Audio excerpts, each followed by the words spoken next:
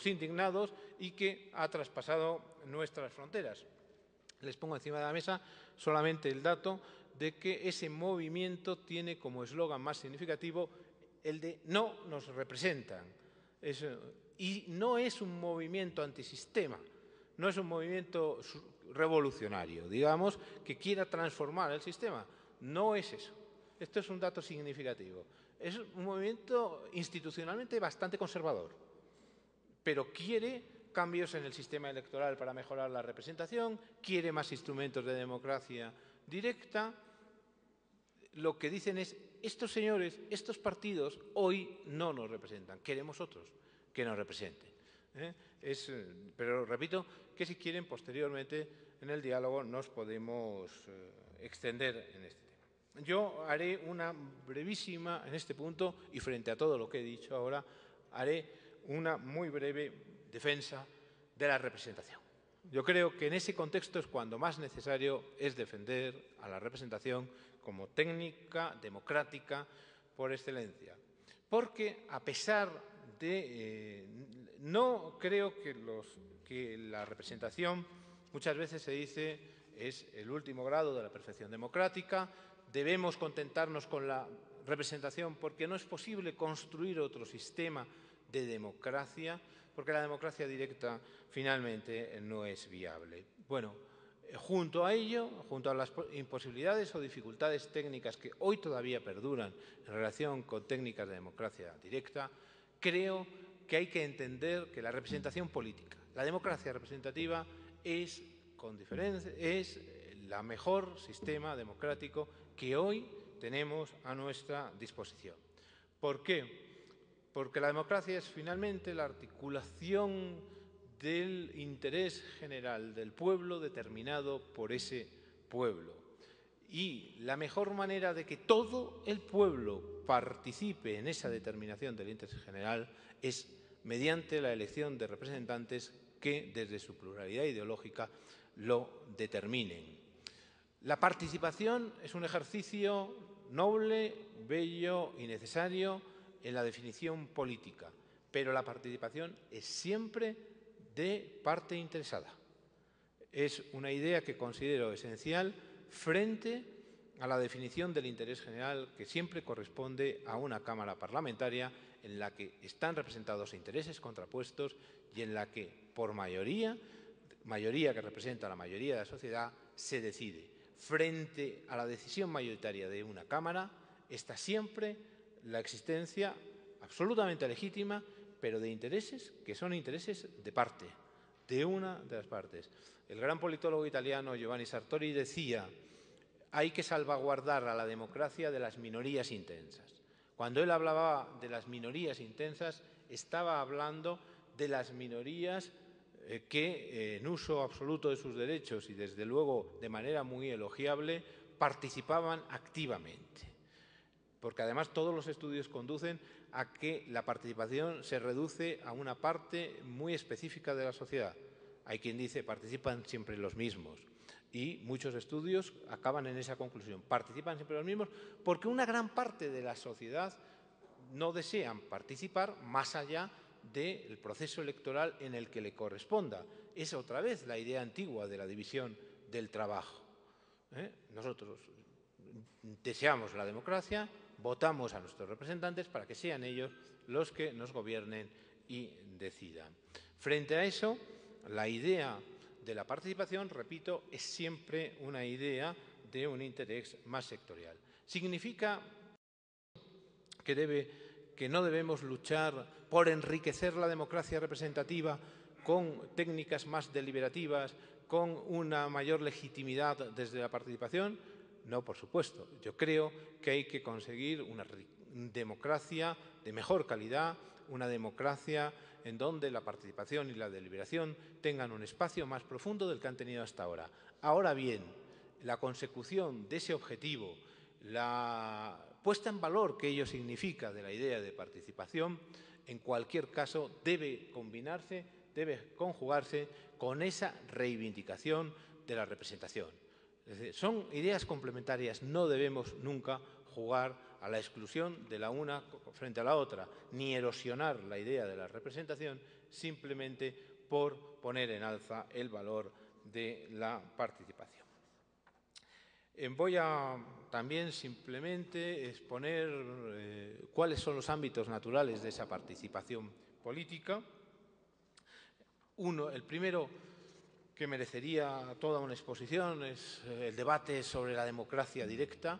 Hoy hay tesis teóricas e incluso modelos prácticos construidos sobre una e-democracia, la posibilidad de que se construya un modelo de gobierno sobre democracias directas, aunque la mayoría, incluso los más partidarios de lo que denominamos democracia fuerte, de democracia asentada en elementos participativos muy fuertes, acaban en la conclusión de que esa democracia puramente directa no es viable. Sí que tenemos más partidarios en relación con un afianzamiento de la democracia semidirecta, de la introducción junto a técnicas de deliberación, que sería algo diferente, el fortalecimiento de la presencia de los instrumentos de democracia semidirecta. Aquí también podemos tener un debate que sería muy interesante acerca del referéndum. El referéndum como técnica democrática, hay un ejemplo reciente que da lugar a una discusión de teoría constitucional, de política y de ciencia política precioso, que es el referéndum fallido de Grecia de hace 15 días. No sé si ustedes recuerdan que el dimisionario primer ministro Papandreou puso a Europa absolutamente de los nervios cuando, después de negociar un rescate, el tercer rescate con la Unión Europea, Papandreou anuncia que ante la dimensión de los sacrificios que eso va a significar para sus ciudadanos, va a poner ese plan, va a someterlo al referéndum del pueblo griego.